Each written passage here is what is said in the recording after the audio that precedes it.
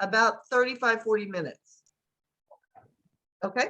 All right. Welcome to Porch Play Chats, sponsored by the American Association for Promoting the Child's Right to Play, or more affectionately called IPA-USA.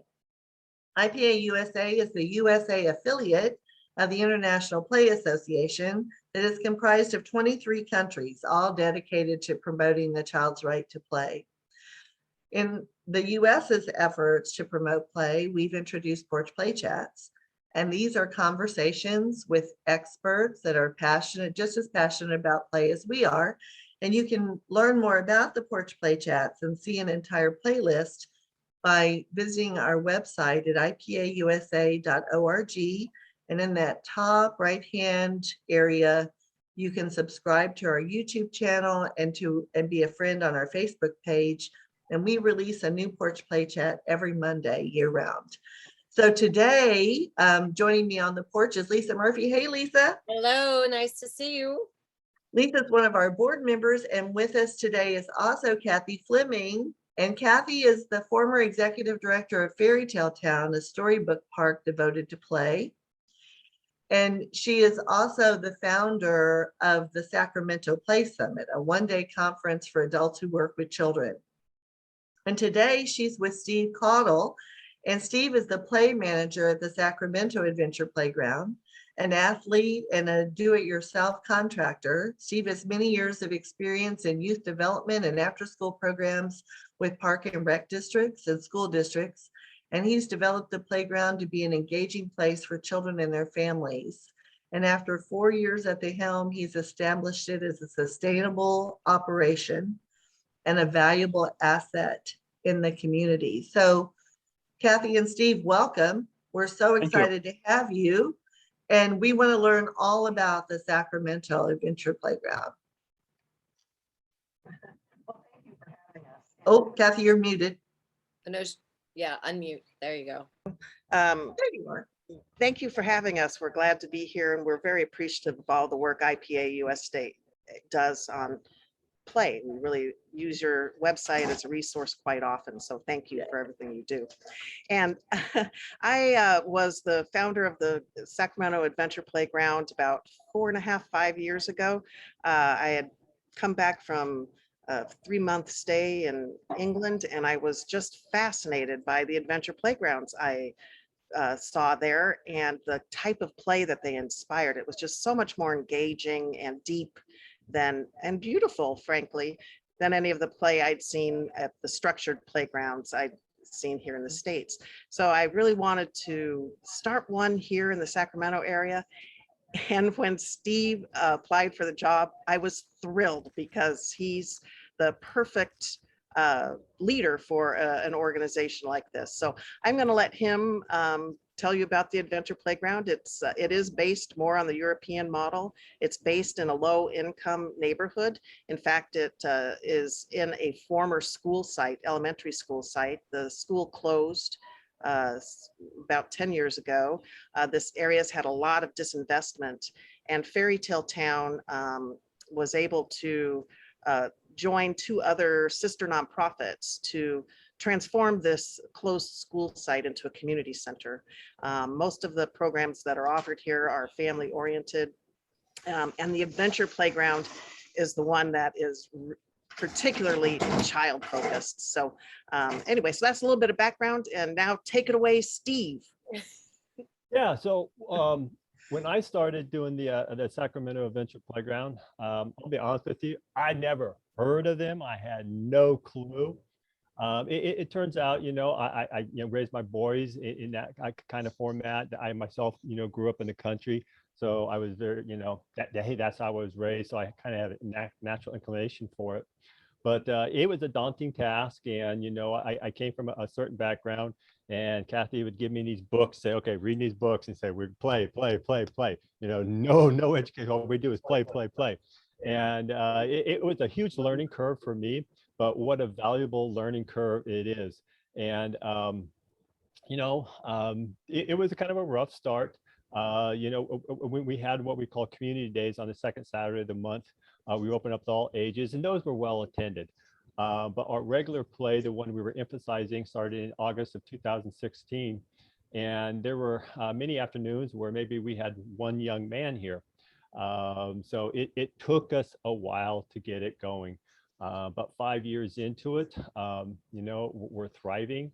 And even with the pandemic this last year, we've actually seen record attendances on several of our months. The kids are just looking more and more to play. We team it out as, first timers or regulars, and we're just seeing more and more kids spend more and more time with us. The parents are starting to believe into the program, and it's just going really good right now. So, I want to ask a specific question. So to anybody who's kicking around the notion of taking the plunge, based on this initial piece of your conversation, it sounds like you gotta wait it out. Yeah, there was, you really got to hand it to Kathy, because, when you do all the finances on this, like, oh boy, how are we going to pay for this? And she said, no, we'll figure it out. We'll get grants, and it's kind of interesting how we came up with some other monies, but, sometimes it's just taking the plunge. And, also, waiting it out. Yes, I can't tell you, even 5 years into this, I still hear from parents saying, oh, we've heard about this for years, and we're just now the first time coming to it. So it does take, some parents a lot of time to come to us. Yeah. And so if you were to, in a nutshell, for people who may not have been to Europe or may not know, since we have no adventure playgrounds in Pennsylvania, we need you to come and help us. What would you say happens on an adventure playground? Well, yeah, in an adventure playground, we open up, we give the kids a tour, we tell them, what's here, and we openly promote it as risky play. We don't hide that, we celebrate it. When we give out materials, we say, yeah, we promote it as risky playground, but you really get into it, statistically, we're safer than these other programs. Yep. And so we say, we are literally a junkyard for kids to play in. As you just, you can scan about back there, and we are literally a junkyard. And this is what kids love, and that's what a lot of adults don't understand, that, they want everything neat and pristine for kids. And that's not what kids want. And, some people will buy into that immediately, but honestly, most people don't buy into that immediately. And, another interesting phenomenon that occurs here is, who attends us. We're unfortunately in a neighborhood that doesn't have a lot of kids, so people are traveling. So people are willing to travel to us. That is good. But we also see, that there's something adverse in their life. They could be being raised by grandparents who need a break. We have a lot of kids that cannot operate in traditional after-school programs. So they come here.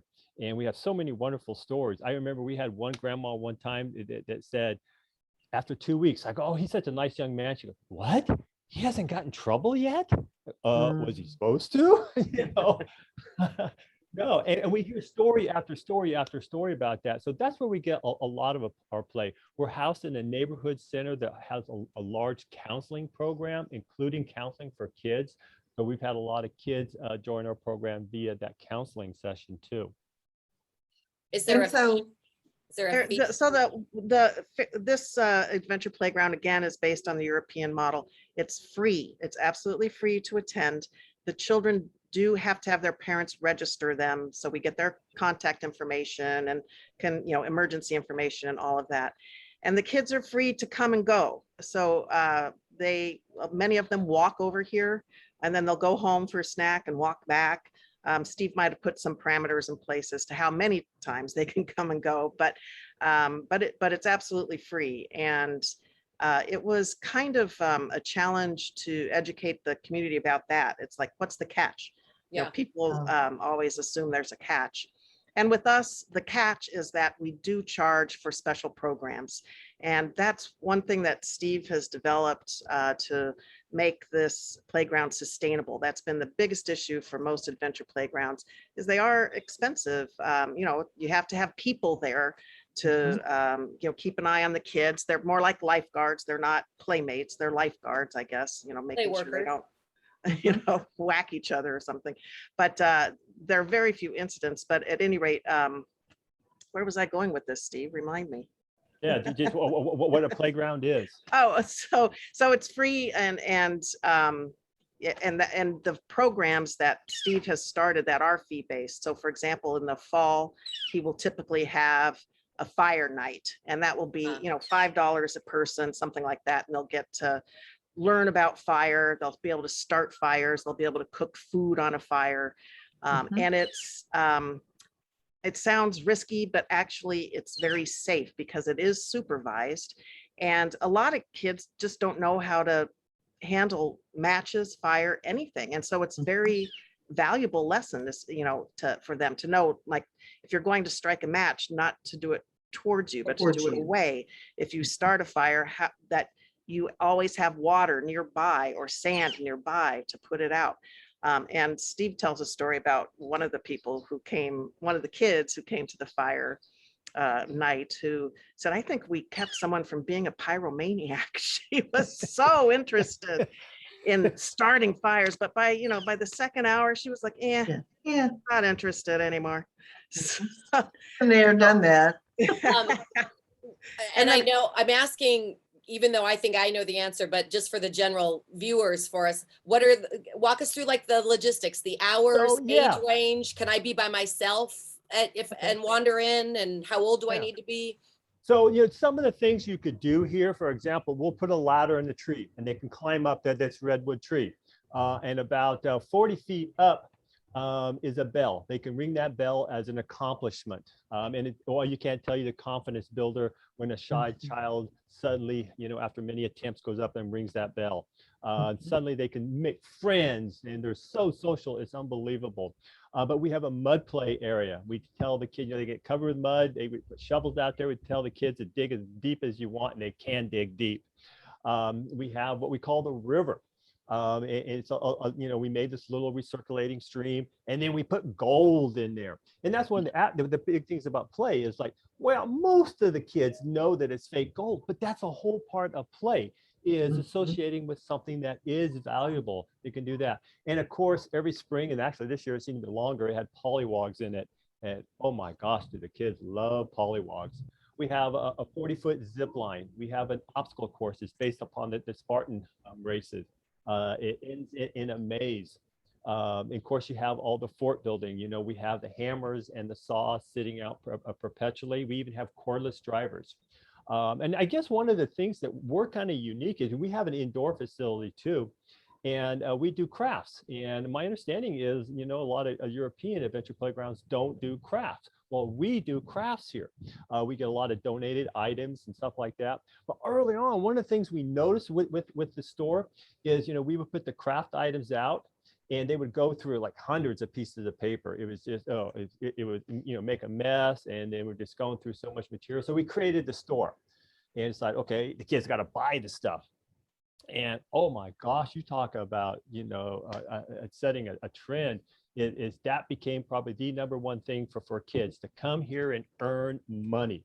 They can earn money by sawing a board, making a friend. We have cockroaches. They could pet a cockroach for $5.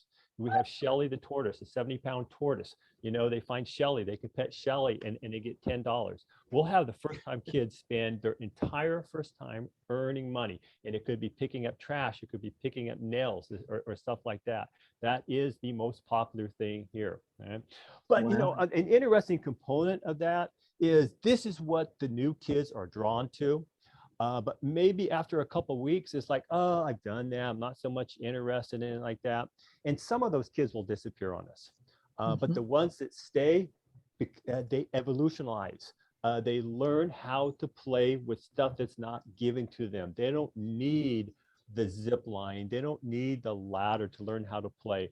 What we call our regulars, these kids make up their own games every single day. It could be something as simple as a hot lava course.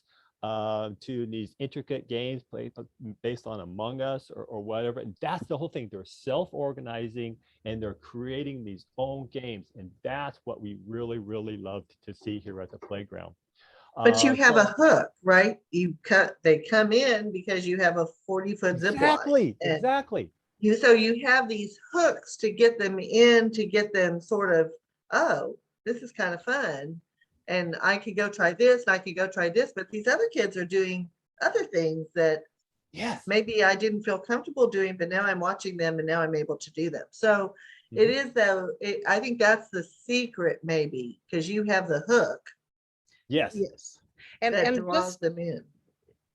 and I want to back up just a little bit. Steve gave a great description of what kids do here, but I wanted to let people know when we're open. So we're open after school and on Saturdays. So we're open depending on the season and when it gets dark, between like 2:15 and 7-ish every day, Tuesday through Wednesday through Saturday.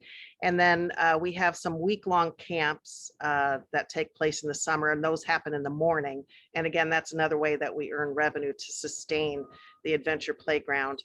And other special programs will often happen in the morning, but the core hours are Wednesday through Friday, like 2-ish to 6-ish, 7-ish, depending on when it gets dark. And then Saturday from 11 to 3. So yeah, a lot of play, and again, completely free. We encourage children to come on their own. It takes a while for American parents to let go of their children. But once they see, and especially when they come here, it is a junkyard, and they see danger, danger, danger. The kids see magic, magic, magic. And once they see that the kids can be trusted, and the adults who are, supervising can be trusted, they really just kind of let loose of the reins, and they drop the kids off. The kids run in, they sign in themselves, they sign themselves out when they come and go. So again, they're learning self-responsibility, not just for entertaining themselves while they're here, like Steve was talking about, but for being responsible for themselves and their comings and goings. So again, it's a real learning experience in and out. And so parents drop them off. What's And the youngest age? What's the youngest so far? Six to 16. We figure once kids know how to drive, they probably have other places they want to go. Well, and I think, special programming for younger children too. Oh, right. yeah, and those are probably the things you do in the mornings or something too. So my other question is, parents aren't allowed. Yes. There are some good sides to the pandemic, because we highly encourage them to be absent before that. And we were kind of upfront about it. They say, we understand your first time, but after that, we don't want you here. We even have it written, and we were just upfront about it. The pandemic said, well, you know what, it's not safe. You can't be in here at all. So, when you look at all the problems, that we occur, we don't have that many problems per se, but more of them are probably when the parents are present. So when anybody that's done any children's program knows that when you remove the parents, it really solves a lot of the problems. So we've been kind of kicking them out. And one of the things we did when we were actually shut down for 3 months during the pandemic is we kind of changed our front area to make it look a little more receptive to an adult's eyes, but also make it in a parent area. So they say, if you must stay, this is the parent area, stay in here. You want to come and check on your child for a few minutes, that's okay, but just for a few minutes, and do not participate. What do they do when they're out there? The parents or the kids? Parents. Parents, yeah, and this could be one of the problems. And I'll give you an example. When we first started, we had actually before we started, we had our neighbors come in on a little field trip with their kids from a summer camp program, and we had them build cardboard forts. They were having a blast. They were just, they were just going crazy and just really enjoying themselves. But some of the counselors and some of the parents that came along started building their fort. And it started looking nicer. And so what happened was the kids all gravitated over there. And then the play lasted for 30 seconds in there, and they were done. Yeah. Yeah, it's that interfering, which we just had a Porch Play Chat on. So, right, when adults interfere, the play stops. Exactly. The other question I have is how many play workers? Like, I'm not sure how big. I mean, I can see a big space. Yeah, I think what's probably about a half acre here. Yeah, Mhm. and then, it's an old kindergarten area, so they're kind of standard in the U.S. So we have a double classroom, so we have an interior space, so that's kind of nice. What we always tell people is that we'll have one staff person inside and one staff person outside at minimum, and then I'll be around too. So there's generally three of us here. And Right, we've and you're been, zoned probably, right? You zone here, you zone Yes. there, and you Exactly. go where you're needed or without interfering. So, yeah, I think sometimes I think people, when they think about an adventure playground, they go, oh my God, the labor cost must be awful because you have to have like 10 people on the playground to make sure no one's hurting themselves. When if you just trust children, yes. Well, plus they do also have an internship program. So we get interns from we have a number of local colleges, a number of colleges that are here in the area. And so college people who want to work directly with kids and have never done so, it's a good introduction. So they come and they help from time to time. Fortunately, one of the other sister nonprofits that started here has a job training program for first-time job applicants. And so they will sometimes set, if it works out, if it's the right personality, right stuff, and they come and they do a job here, we get to use them for like 3 months without pay. They pay them, and then if we want to keep them on, we keep them on. So there are Nice. numbers of job programs like that all over, that people can take advantage of for the labor. And we use a lot of volunteers for the special programs. For example, this weekend, it's our big fundraiser. It's called the Dirty Kids Race. This was Steve's brainchild.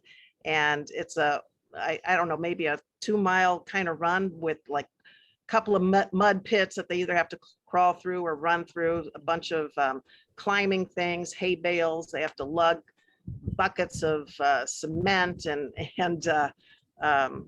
go through water. Anyway, it's very very complex, but the kids, it is absolutely hysterical. The kids love it.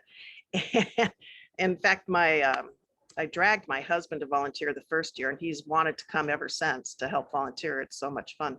But at any rate, those types of events take a lot of volunteers, and that's when the parents can get involved. And again, they see how their kids do on their own. And once they do, and they see that they're succeeding and all that, they really just kind of pull back a little bit. And they relax more, right? Because they Exactly. can see the value Yes. of what's happening. And I bet their kids talk about it nonstop when, well, Oh, you, yeah, yeah. definitely. And That's one of what the I was- magical things to me about play is in places like this and Fairytale Town, is that it really helps kids develop their language because they can describe what they do, and much more so than they can describe Oh my anything God, that yeah. happens directly in front of their face with a small screen.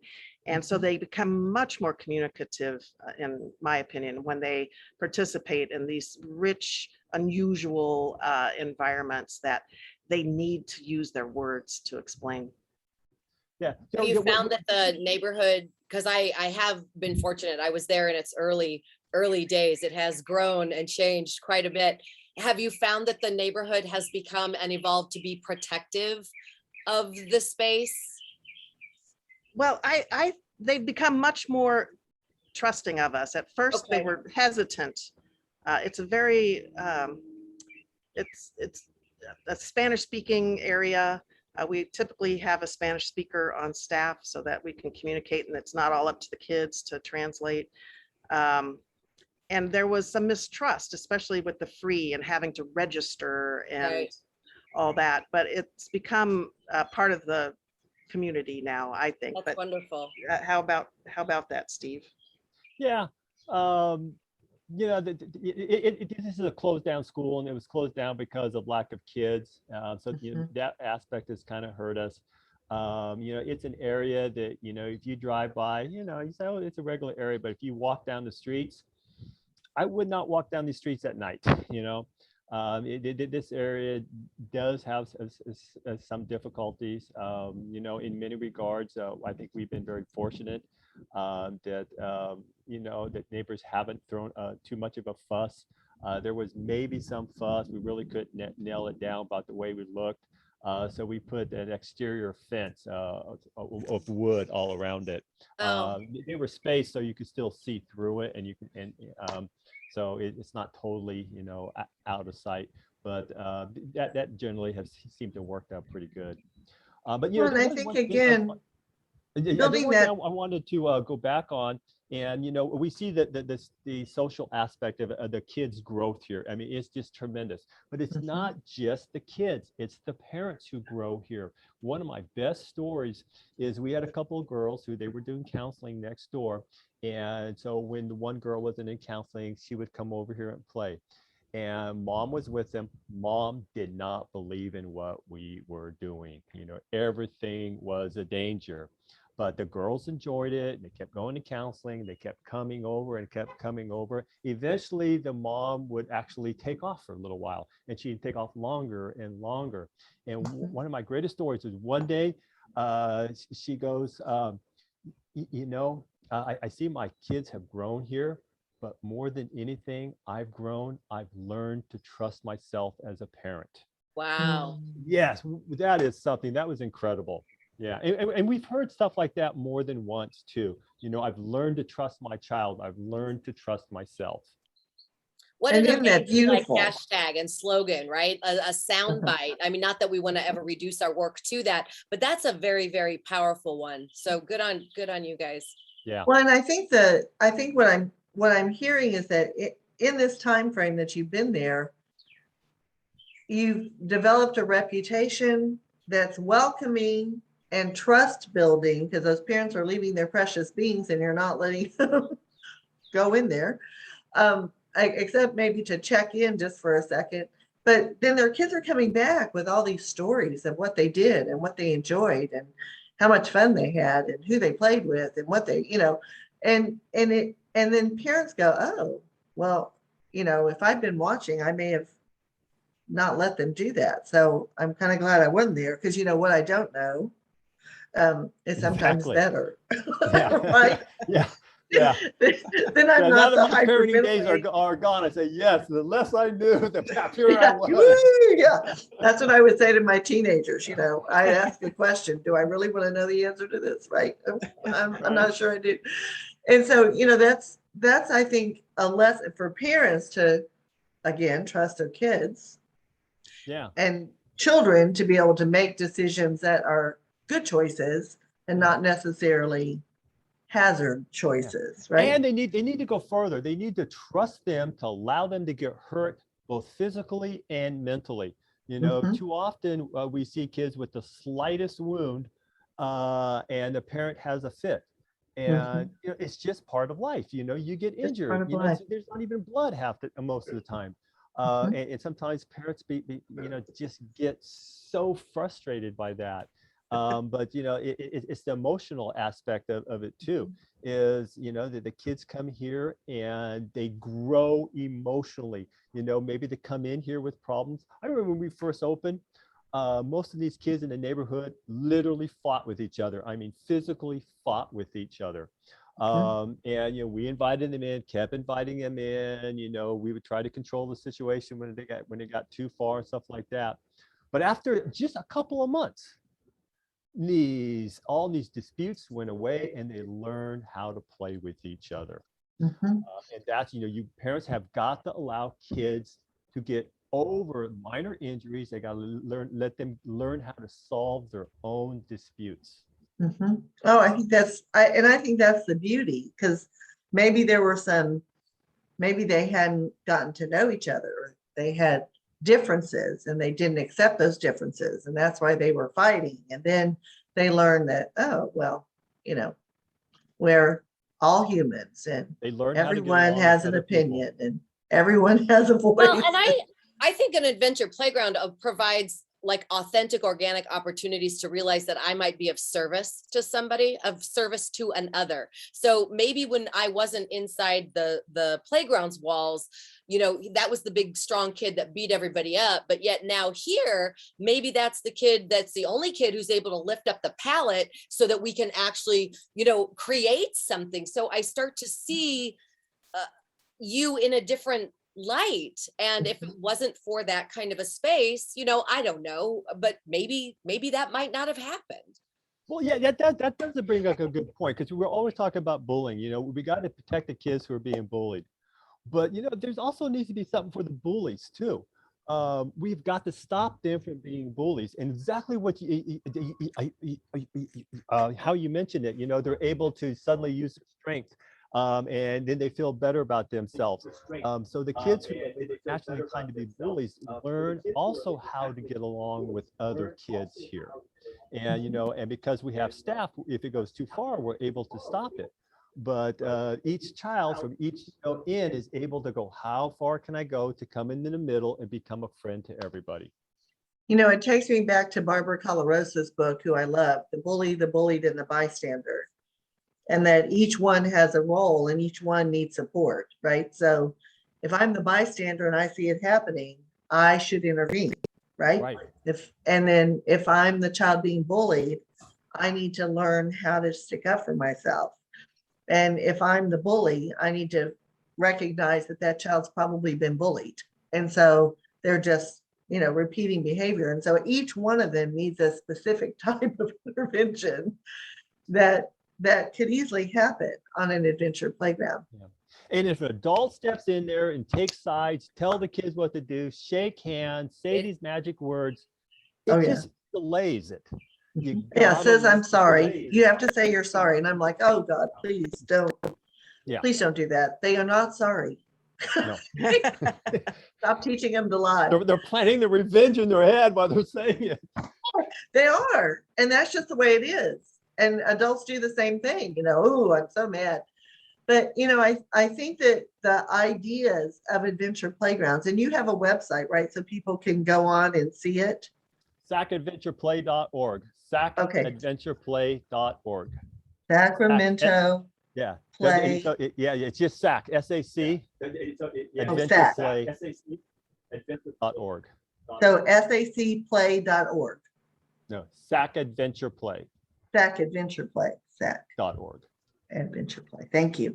And I'll put that in the YouTube Comments. link so that people can actually go and see more of it. I mean, we're seeing an amazing stuff behind you, but people could go and see more of it.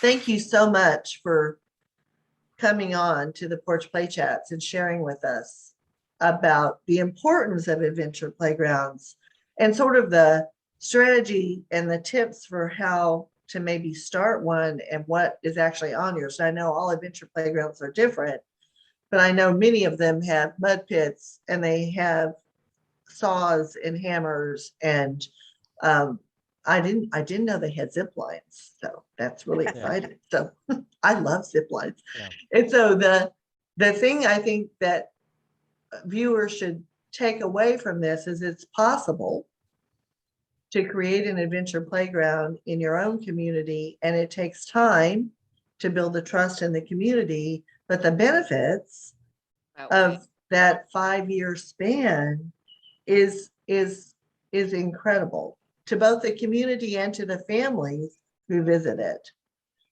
and the trust that they build in themselves and the trust that they build in their children. So it's just, everyone needs an adventure playground. They do. They do. Everybody does. So thank you so much. So thank you guys.